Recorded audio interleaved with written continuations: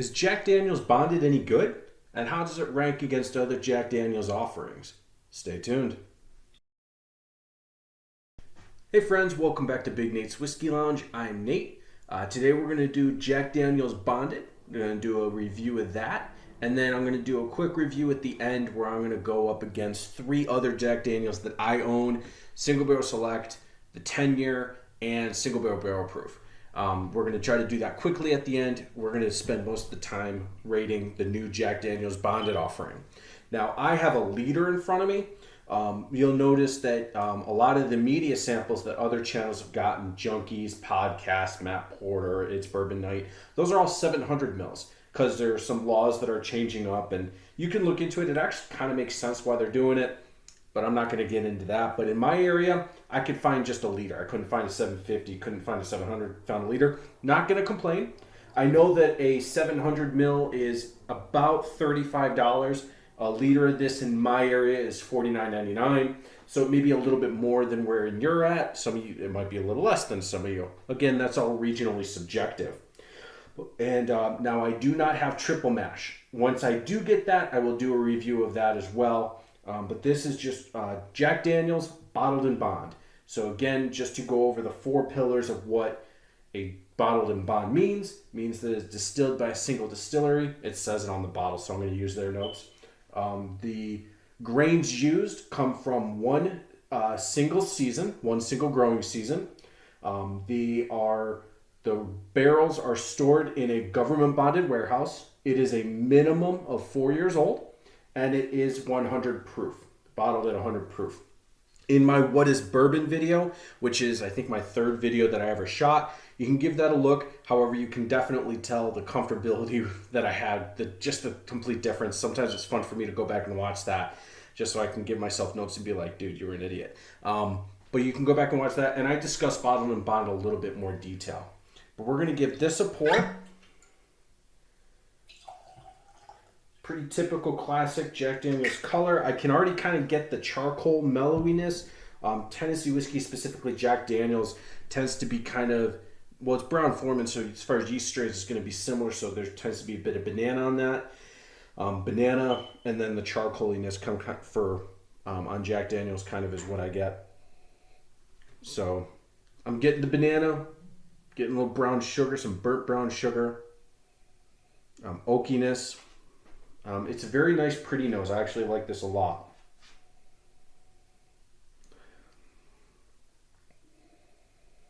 Maybe a little, maybe a touch of cherry.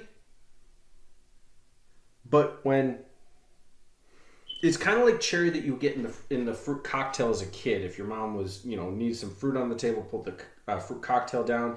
Came with like the pears and the pineapples and the green grapes, which were weird, and then the cherries.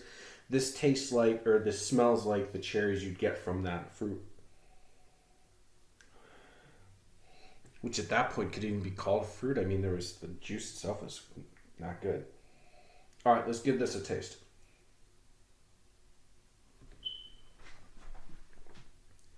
Not a fresh crack. You can see I'm about down to half a bottle. So I've had this a couple times before I did my review.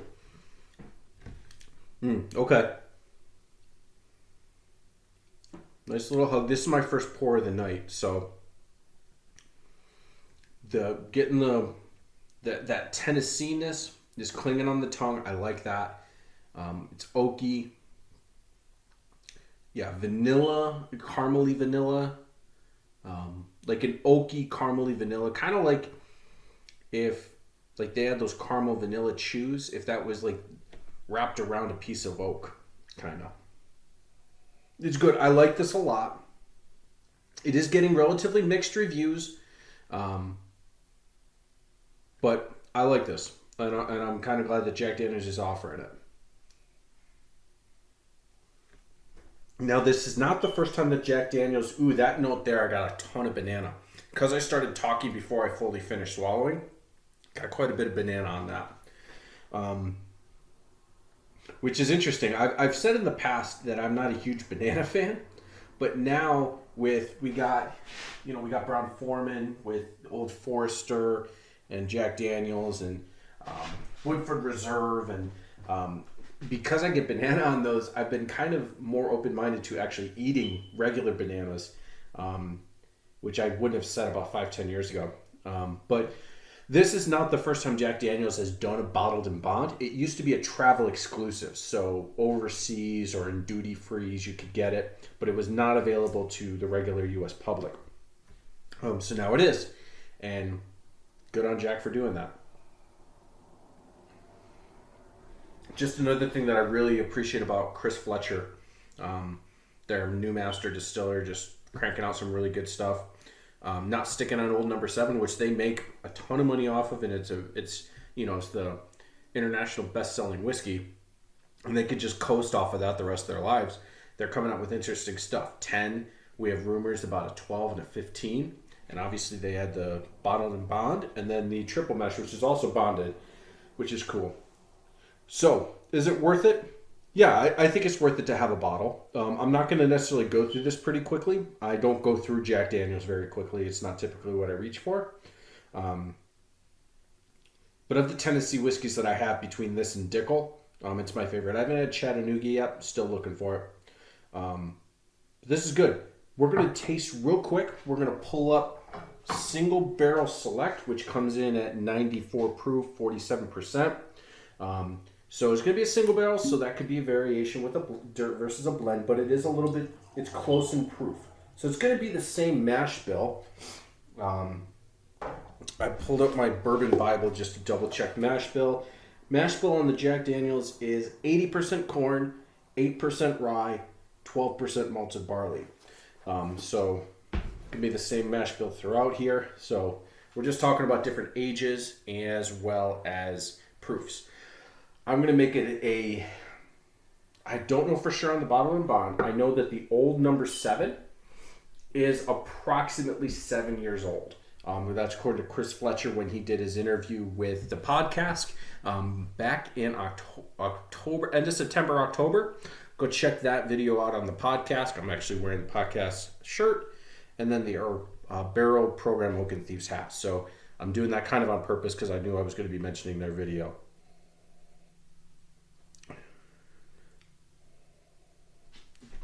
The single barrel is a significantly more subtle nose. And we're only talking 3% alcohol difference, 6 proof.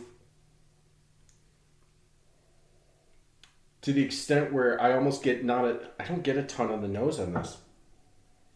I get the prettiness, a little bit of oak, a little bit, it's vanilla kind of. Not really getting much of that banana.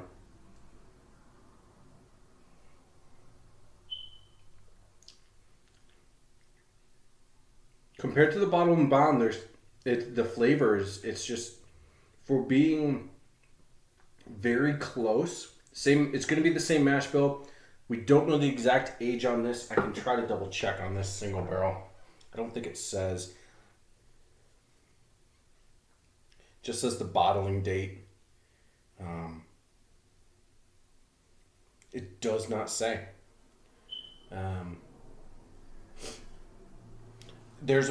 It's just significantly different. The charcoaliness is subdued. The oakiness is really the only thing I'm getting is just a little bit of oakiness. I'm not really getting any banana. Vanilla, I'm not really, maybe just a touch of vanilla.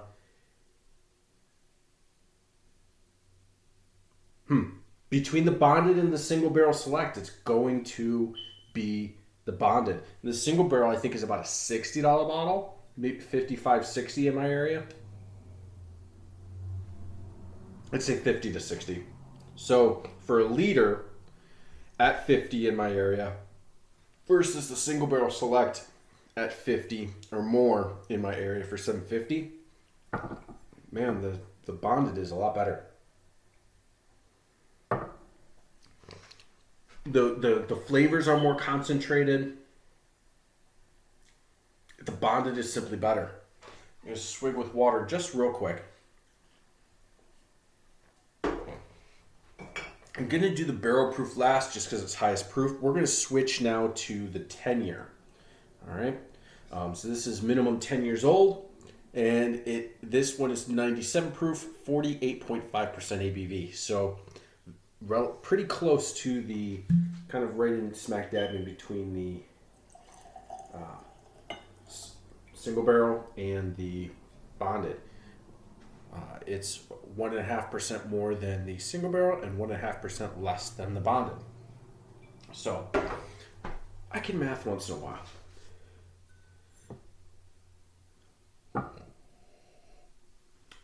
Nose is a little bit more. There's a little more on the nose than on the more oakiness too. I know that this is an older product. It's approximately at least 3 years older. The nose is a lot better on the 10 than on the Select. And it's not better, it's just different than the bonded.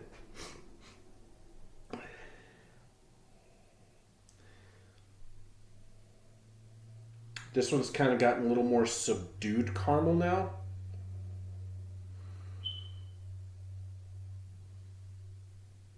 I will say I prefer the nose just slightly. I preferred the nose on the bonded kind of significantly more than the single barrel Select. I prefer the nose on the bonded just slightly more than the 10.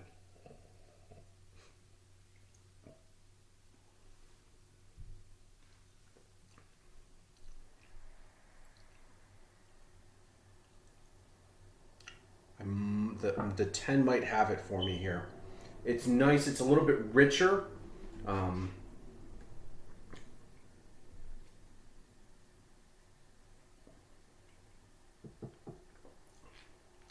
Yeah, there's a bit of astringency on the bonded that is a little bit more subtle, a little more smoothed out on the 10. So the 10, I do prefer. All right, it's the 10 over the bonded. Let's try the single barrel proof. So this one is, again, we're not quite sure the age on it because it doesn't say that. It does say the bottling date and things. This one is 130.5 proof, 65.25%, jumping up a lot. So I'm kind of, before I pour this, just to give my expectations, I'm expecting to like the single barrel Select, the single barrel proof the most, the 10, the bonded, and then the single barrel. And that is honestly in order. No, not intentionally, but it's based off of how this has gone. I've liked higher proof. I've started, at least in this, the higher proof is going to win it for me.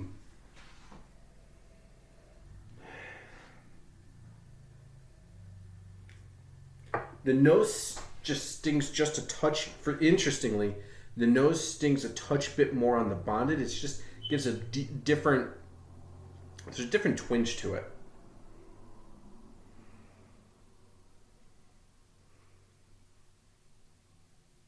This is just it's the barrel proof is a little prettier too.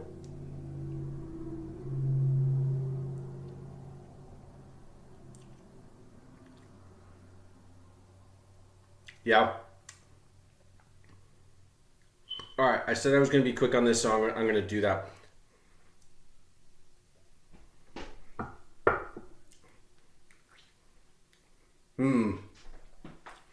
Man, that's some good stuff. Tongue is tingling. I like that. So being from the Buffalo area, obviously I'm going to have opinions about chicken wings. So one of the things for me as far as spiciness points go, your lips have to tingle a little bit. Not destroy your palate, not destroy your night, but after eating a good hot chicken wing, your lips need to tingle a little bit. That's just my opinion. I am not going to get into what's the best chicken wing place. I am also definitely not getting into the blue cheese versus ranch debate. Not going to happen on this video. So, to wrap things up, Jack Daniels, what my opinions are, I do prefer the single barrel proof. I then prefer the Jack Daniels 10-year, followed by the Jack Daniels bonded, and then the single barrel Select. Is Jack Daniels bonded worth to have in your collection? Yes, for the price point. It would not be something that I would blow through very often. It would not be something that I would, if I were to go through a bottle a month, that would not be worth it for me. I would not buy a $50 bottle like this to blow through every month. My thing for having this would be to have it because I want to don't want to miss out on the FOMO. But I also would want this for people that like Jack Daniels to give them a step up. I don't know if he's going to watch this video. I don't know if he's subbed to me, but my brother-in-law, I went golfing with him last week, and I brought Jack Daniels Bonded with us. He's a big Jack fan. Last year for his birthday, I got him Jack Daniels Single Barrel Select. I thought that Single Barrel Proof might be too much for his palate because it's a lot. This year, I'm going to get him a bottle of Jack Daniels Bonded. So Jake, if you watch this video, you already know what your birthday present's going to be. However, if I can find the triple mash, I'm going to get them both. So Jake, you already know. Now you do if you watch this video, and you've already had it. So I kind of like to do things like that for him. I do that for him, knowing that he likes Jack. I'm going to try to find him stuff that's not Old Number 7 to kind of be a little bit cool. And then my brother's a Knob Creek guy, so I try to mess around with that. So that is Jack Daniels Bonded Single Barrel 10 and Single Barrel Proof. Thanks for watching Big Nate's Whiskey Lounge. Please be sure to give me a like. That's the biggest way to help the channel out. Make sure that you're subbed and the bell for notifications. Please leave a comment. I am very much interested in wondering what you guys think. And give me criticism, give me critiques, what you like, what you don't like, what you think works, what doesn't. I'm very open to taking that and trying to make the best content that I can with the time and the with what I have. Thanks for watching. I'll see you next time. Cheers.